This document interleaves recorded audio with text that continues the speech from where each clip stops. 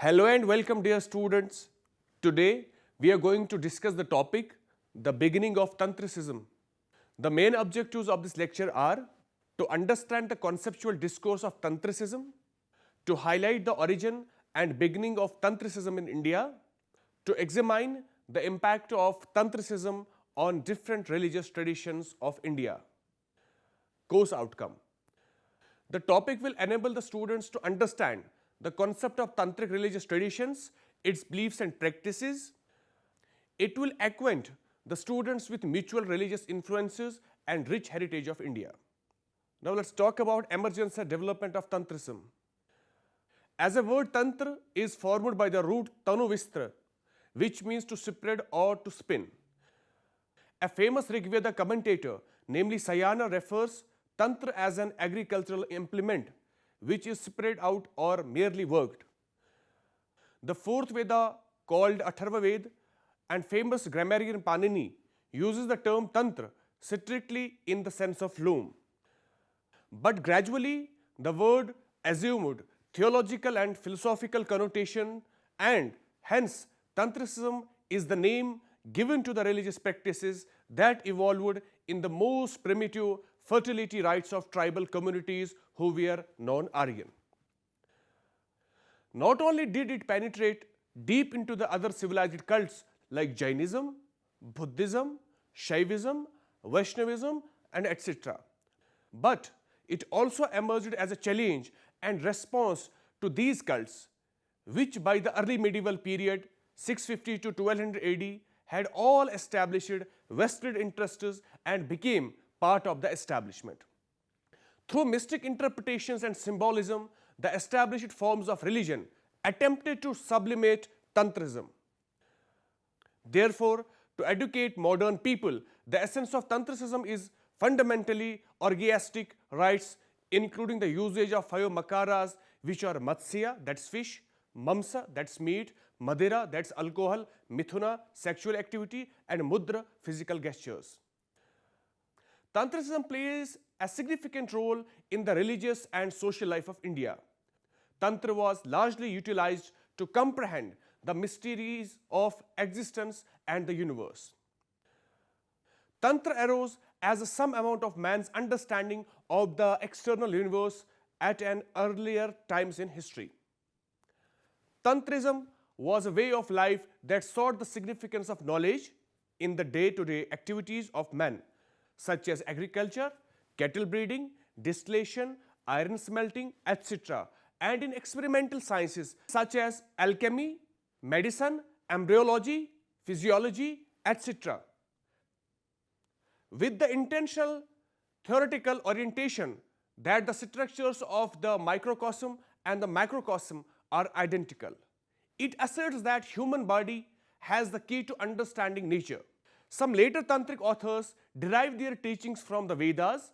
However, orthodox Vedic tradition advocates condemn Tantricism by emphasizing its anti-Vedic nature.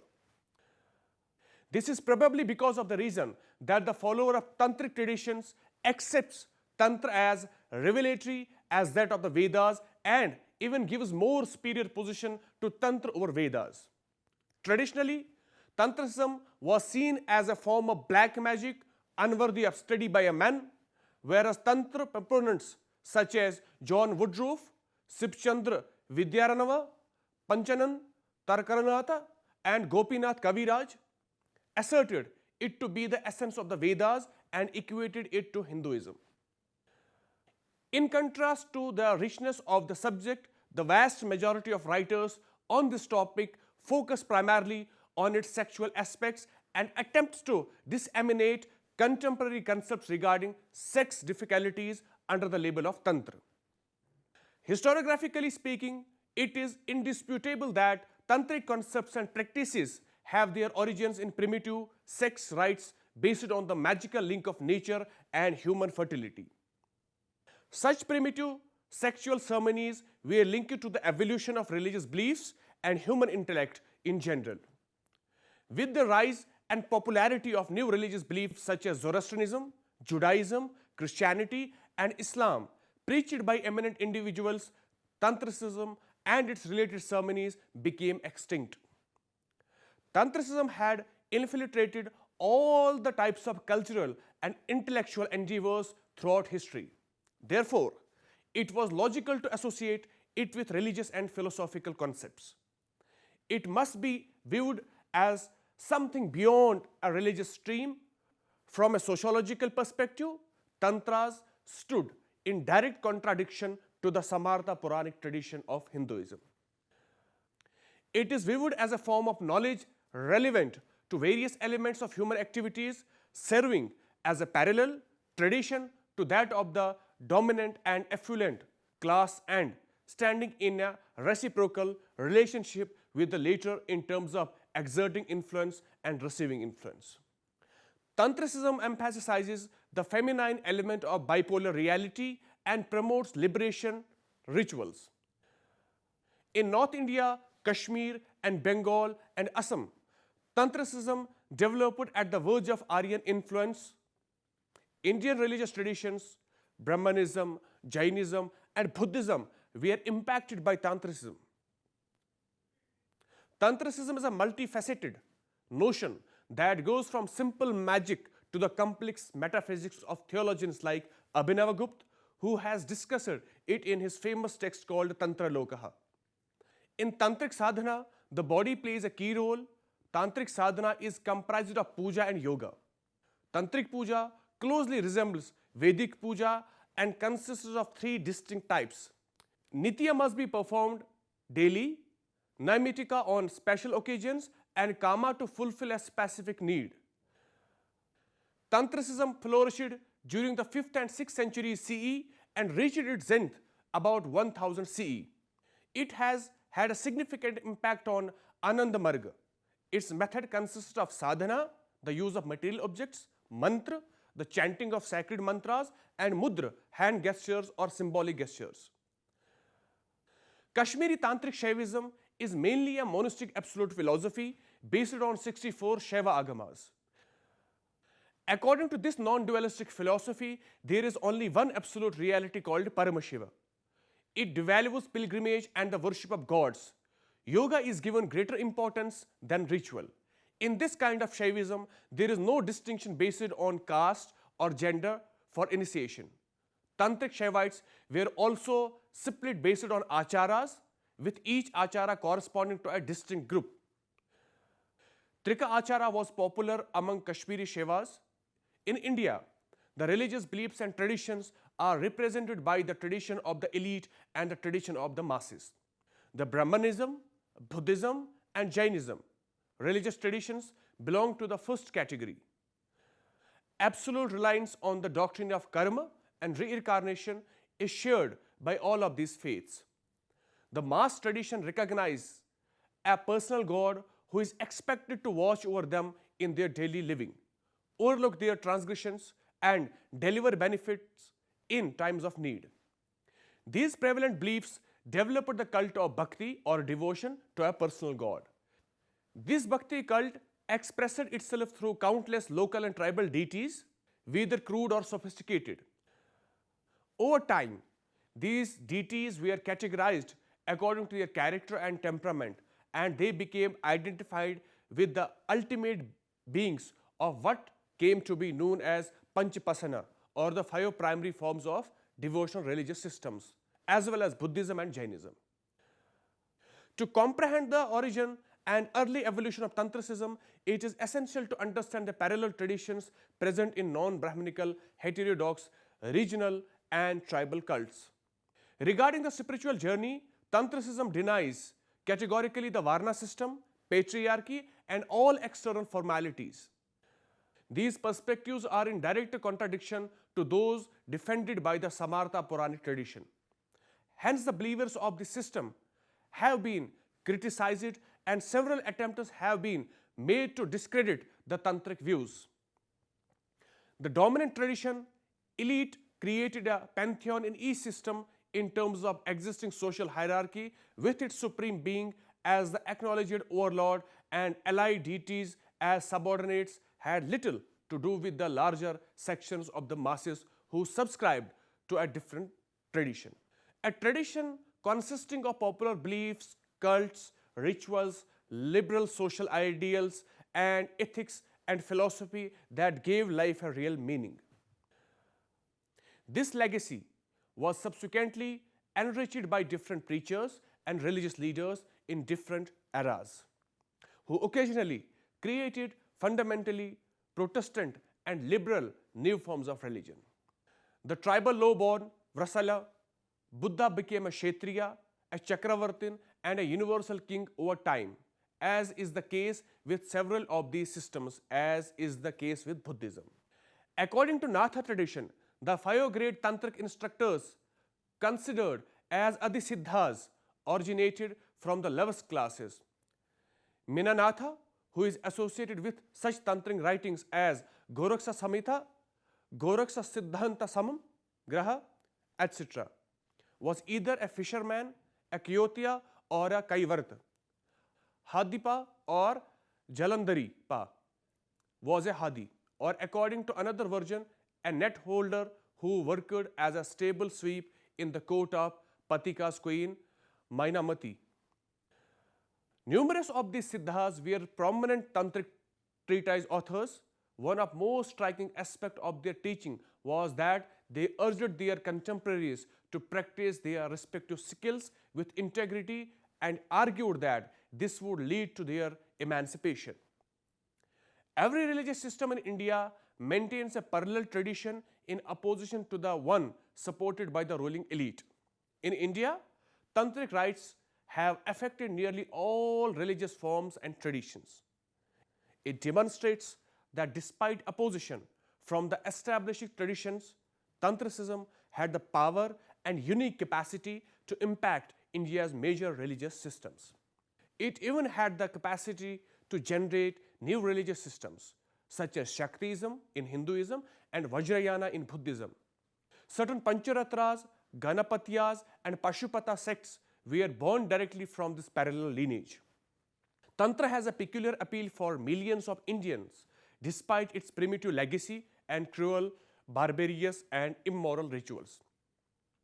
An eminent proponent of Tantra claims that 2/3 of our religious rites and nearly half of our medicine are tantric. Popular cults and rituals were an intrinsic component of the tantric lifestyle. The mother goddess worship and fertility cults were intimately associated with Tantra. The ritual of magic served as a guide for action. Primitive man believed that by using procedures consisting of miming an event as a symbolic representation of desired objects, he could ensure the occurrence of the desired event. Features of Tantricism. Some people have always considered sorcery, fertility, ceremonies, and hidden tribal cults indispensable. People who were dissatisfied with official civilized religion learned and adapted these secret rites throughout the ages. In the tantric practice of early medieval period, we can observe 3 interrelated characteristics. They include women's elevated status, sexual rights, and the presence of numerous female deities. All of them must be traced back to the tribal fertility practices. Clearly, women held a higher status in all tribal belts. Since they were included with the Shudras in Sanskrit scriptures, it became imperative for them to elevate their traditional ritual status through tantric initiations. Similarly, among the primitive inhabitants of India and outside, sexual practices were an integral component of their religious ceremonies. Tribal members thought that such rituals encouraged the fertility of the earth. The significance of female deities in Tantricism emerges from the widespread prevalence of mother goddess cults in all tribal belts. These indigenous deities entered Brahmanism as Shakti, Buddhism as Tara, Jainism as several Yakshinis. The Godavaha, an early medieval Prakrit text, associates Kali and Parvati with tribes such as the Kols and the Sabaras. Matangi is the goddess of Matangatrika and Chandali is the goddess of Chandalas. At the end of the Gupta period, a large number of tribal deities were assimilated into the higher cults. along with numerous magical rites, sacred eroticism, and a new kind of animal sacrifice. All of these rose in significance during the early medieval period. Tantricism arose as a religious factor in the 6th century AD, and by the 9th century it had become a strong power. Tantricism continued to pose a challenge to organized and officially supported major religions such as Brahmanism, Buddhism, and Jainism, despite having lost much of its original character by the early medieval period and having received patronage from kings, officials, and higher classes who Sanskritized it. The priests of Tantricism attacked the Brahmans' monopoly on initiation rituals. If Brahmans asserted their dominance through Vedic rites, tribal priests asserted their magical powers through esoteric rituals and sexo-yogic practices. Thus, Tantricism fulfilled an important societal function by generally facilitating the initiation of lower classes and women who the Brahmanical system considered to be of lower status.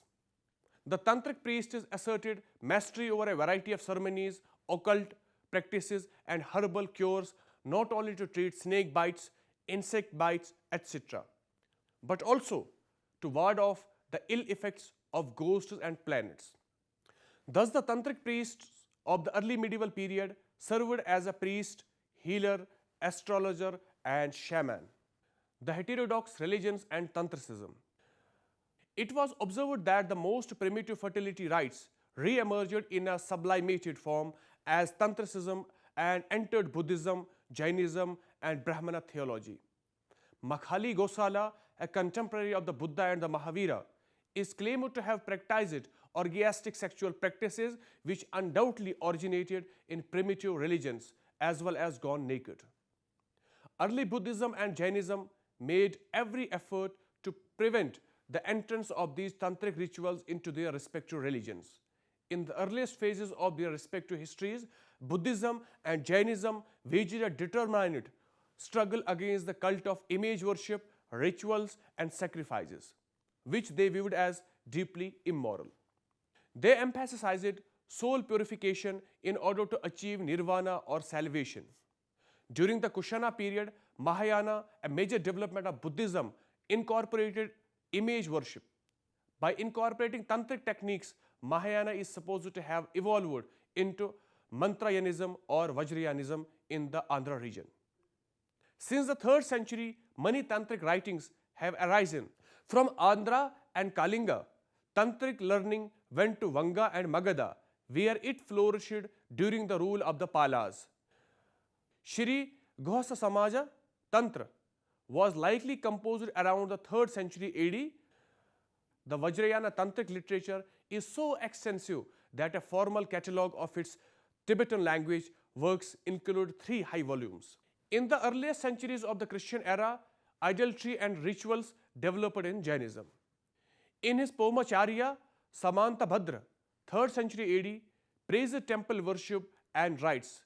Jaina, the Puranas, and other texts emphasized that Adinath's devotees could attain liberation, gain the upper hand against adversaries, and fight off diseases and evil spirits.